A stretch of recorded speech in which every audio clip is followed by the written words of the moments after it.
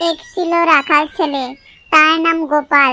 দিন যায় মাস আসে, গোপালের কাজ বলতে ওই ভেড়ার পালকে চারণভূমিতে নিয়ে যাওয়া আর সূর্যাস্তের আগে ফিরিয়ে আনা।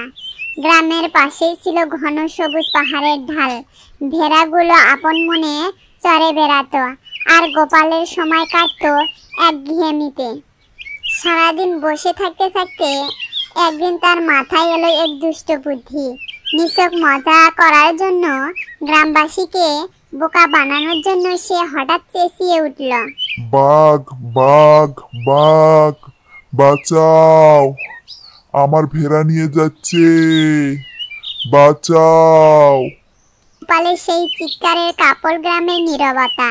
গ্রামের মানুষজন, পুরুষ নারী যুবা, সকলেই লাঠি শাবল যে যা পেল হাতে নিয়ে ছুটল পাহাড়ের দিকে। তাদের চোখে ভয় আর মনে রাখালকে বাঁচানোর তারা।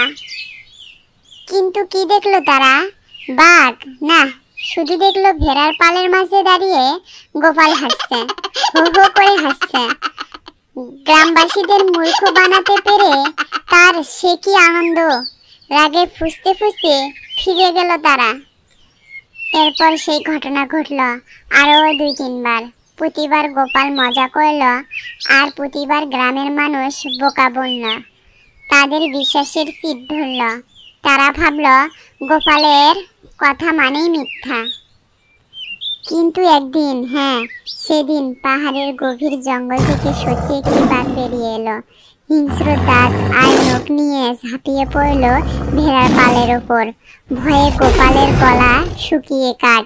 সে এবার প্রাণপণে চিৎকার করল, বাঘ, সত্যি বাঘ, বাঁচাও, এবার সত্যি বাঘ।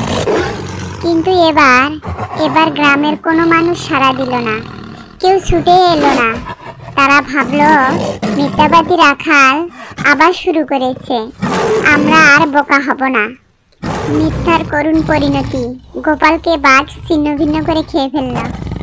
বন্ধুরা, লাইক করো, কমেন্ট করো এবং সাবস্ক্রাইব করো।